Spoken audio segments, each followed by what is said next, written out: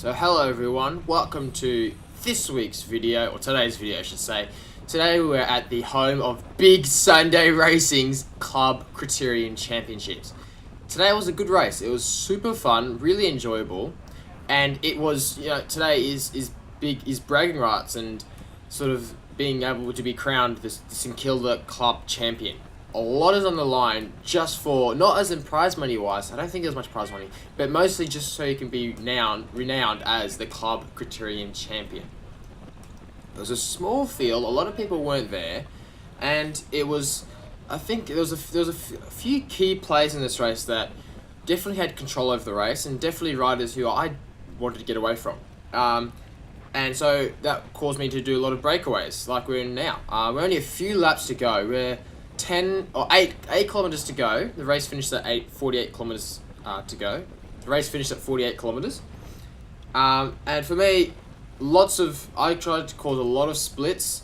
We're now catching up to a break that went up the road a few kilometers ago, and I've sort of formed a chase group or joined a chase group to get back up to these guys. And it's a good group because there's Knights of Suburbia, a O2 racer, and they're the two teams that were there. There was also a guy from Kern, so there's no reason why this breakaway shouldn't be able to succeed. However, when you're not really willing to work, nothing's going to get away anyway. And that was kind of the theme of this race. A lot of breakaways went up the road, but not a lot of people really wanted to work together or to chase. And I mean, why should we when we have one of the best sprinters behind us in being Shannon Johnson? So I don't really want to chase just so I can have person behind me, Shannon Johnson, just come over the top of me really easily. But I worked just because he was really yelly and he's really loud, so I was a little bit scared.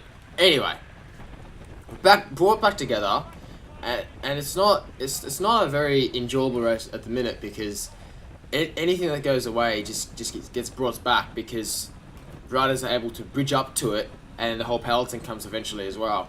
So the winner of this race definitely spent a whole lot less energy than the other riders. The rider who could sort of follow wheels the best, and wheels that happened to just lead them to the breakaway, and then do a few turns and then just sit in. The riders who spent a lot of energy were the ones who spent chasing on the front of the peloton or of the group, or ones who tried to bridge across when two laps later the whole peloton came. So if you could follow wheels and not have to pull a turn, you're probably going to win this race. Of course, that is a lot easier said than done. It's really hard to do in practice, and it takes a lot of nerve. It takes a big poker face, and it takes a very cool, calm, collected rider. One that's really cunning as well. Really cunning and ruthless. And that's what you have to do sometimes. Right now, I'm pretty chill, just sitting here. I'll let other riders do their thing. I'm not gonna chase when really I'm racing for no one but myself. I've got Marty up the road. Marty leading there, so he's cool there. He really did help me out a lot. He did a few cheeky things to help me get away, so I really thank Marty for that. Thank you very much. Got to make sure that my teammates get shouted out too. Because he's gone up the road or chasing, I can just sit in. I can relax. So this is the first lap I've really been able to go, yes, all right, I can chill. And it's perfect timing too, because we're coming into the last 5 laps to go. Riders are going off the road, and the race has really been split to pieces. I mean, the race got split to pieces in the first 10 minutes, really shattered, and then somehow all got brought back together. Race got shattered again. I spent a few laps in the chop with Cal. Me and him were banging off the front. We eventually got caught. I think it was by the rider just in front of us now, Richard Barker. He did a lot of work and he was very strong. I'm fairly sure he did a lot of chasing. I have a feeling that his legs will be a little bit gutted, and I'm really looking for that wheel. And I know that wheel is Richard Barker, because so this is it. This is what you want to do. You just want to follow wheels and then get brought back up. Being a lazy sprinter. I'm not very good at that role, usually, but sometimes I really will try to be the lazy sprinter. And so I've just followed Richie Bucket's wheel, and we've gotten a pretty good gap. But you need a lot more than this to stay away, because I think brakes have had 30 seconds on the peloton or on the chase group, and it's been able to be brought back. So really, it's going to be very hard to stay away, and I know that. But you always have to play your cards right. And my card is to go for a breakaway. That's anything I really have. I don't really have that bunch kick that other riders in our group have, like riders like Matt Boys and riders like Shannon Johnson, riders like Sam Bradbury. They've got that bunch. They've got that big kick that they have. They can go the bang bang bang. I don't really have that just yet. And I know what I also don't have is Richard Barker's sort of cornering skills. I don't know what line he took. I've never really seen it before, but whatever he did, he put in two bike lengths in front of me. So I've really got to see what he did there. I've never really seen someone take that line around that corner before. So this is pretty good. This is another reason to have a camera, by the way. Seeing what other riders have, seeing how you can be better when you get beaten. And carrying in that corner, I don't know how he does it. I was thinking about it the whole time. I was like, what? How did he do that? So how'd you do that? How'd you do that? How'd you do that? Back to the race.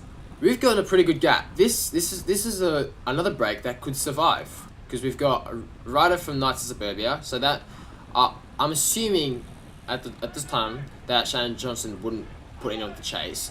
But it's also very bad news, because the guy behind us, Knights of Suburbia, he doesn't have to pull a turn, because he can just say, oh, I've got a teammate. I'm not chasing. Teammate behind me. Nah, sorry. So he can do that too. So a lot of I can't remember what it is. It's not poker face. It's a lot of it'll come back to me. But right now, I think we've got 3 laps to go, and I am all in. All chips in. Whatever I have left. There are not many chips. I've spent a few amount of binkies on this race. But good thing is that I'm feeling pretty good still. For the first time in a long time, I ate breakfast before I went for a good crit. I mean, when I mean breakfast, I mean food 3 hours before a race, and that helps a lot. And as you can see here, there's some skipping turns happening right now. So I think Shannon didn't want to go through, but Richard Barker was wanting him to go through, and he didn't come through. So this is what spells the end for breakaways, and especially if because once one person stops pulling, everyone else is like, oh, why should I do it? And that's what I do. It's like, if he's not going to pull through, oh, why should I pull through? And I know that it sort of spells the end for the breakaways, but if they're willing to stop it, then fine. I've got to match my card. And I was pulling through, but I think he wanted his teammate's wheel. And I was like, oh, okay, cool. I'll let you have this one. Yep. But it works for me because I'm on his wheel. This is really good for the sprint. But of course, my mind was elsewhere and I wasn't thinking about it. If you were just watching the rear camera and you saw Cal put in an effort, his chain did come off. I think there was a mechanical issue. I'm not sure if you could hear it over the camera, but it was like a massive clunk, and that's what happened. So really, I feel sorry for Cal because that would have been a really good move. I mean, we just got caught. Everyone's slowing down. Everyone's been putting in hard work, and then one just goes. That would have been a very good move. I have a feeling that would have stayed away because we're very close to finish now. And this is the group. This is the group. He does it again. And cue the clunk now. So I'm not sure if he was clunk there or if he stopped putting in effort because he was being chased. I can't remember. But for me anyway, I'm in a pretty bad position. I'm at the back. I'm not really happy at the moment. I've kind of forgotten about doing anything for the sprint because I'm pretty gassed and I've sort of just lost where I am at the moment. I sort of saw one lap to go, but I wasn't thinking about one lap to go, so I was never in the right headspace. And then I realized that I'm at the back. Hold on, I'm at the back, and I vaguely do remember hearing a bell. And as I see Richard go, I was like, oh, it's one lap to go. It's one lap to go, and I'm back. Yeah. So I chase. I give him beans, and looking in hindsight, I really shouldn't have lost concentration. I should have really stayed more on the ball, and really stayed more focused, and sort of paid more attention to what was happening in the race. And I get a good lead out by him, but the race is won up the road. I've sort of lost, but I still want that top 5 place, and I roll across to 6th. So I'm very happy with that. Top 6 doesn't flow right. You don't really hear a lot of people say, "Oh, I came top 6."